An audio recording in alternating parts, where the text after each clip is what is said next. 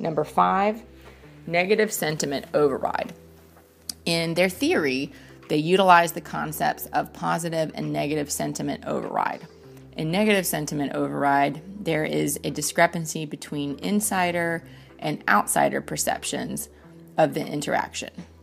An actually neutral or positive communication sent by one partner is interpreted by the other partner as negative.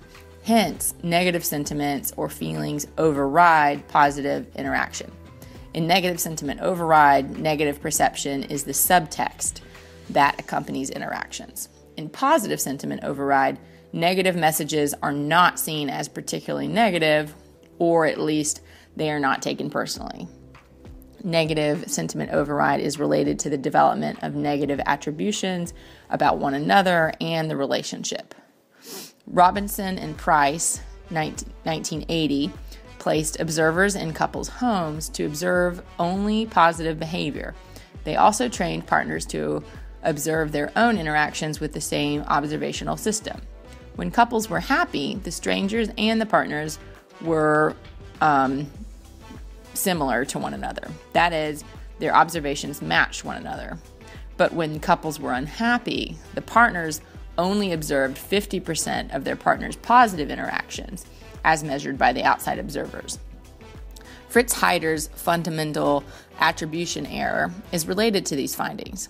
He described a tendency in people to minimize their own errors and attribute them to temporary, fleeting circumstances, but to maximize the errors of others and attribute them to lasting negative personality traits or character flaws. In their own work, negative attributions made by one partner about the other partner were also related to negativity or negatively recasting the history of the relationship. Number 6, maintaining vigilance and physiological arousal. Physiological arousal often accompanies feelings of being overwhelmed by the way one's partner raises issues, but it can be triggered in other ways too. It leads people to want to flee or may become aggressive. Men are more likely than women to rehearse distress-maintaining thoughts that may prolong physiological arousal and vigilance.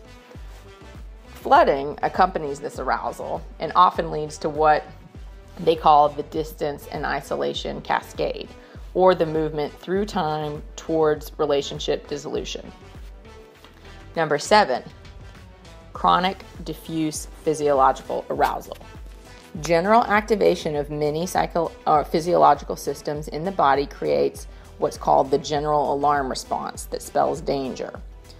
Physiological arousal may cause increased heart rate, increased myocardial contractility, increased vasoconstriction, increased sympathetic and decreased parasympathetic activation, increased renin angiotensin activity, reduced oxygen concentration in the blood, decreased blood supply to non-essential functions like the gut and kidney, catecholamine and cortisol secretion, increased amygdala activation, decreased frontal lobe activation, immunosuppression, and so on.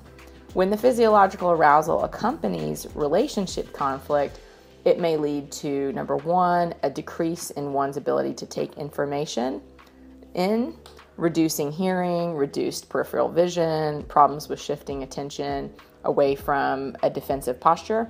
Number 2, an increase in defensiveness and what they call summarizing yourself syndrome. Number 3, a reduction in the ability to be creative in problem solving. And number 4, a reduction in the ability to listen and empathize. And finally, number 8 of dysfunctional behaviors is the failure of men to accept influence from their women. This may show up as either male emotional disengagement. This eventually becomes mutual emotional disengagement. And number 2, male escalation, which is belligerence, contempt, defensiveness in response to the partner's low intensity negative emotions, such as complaining.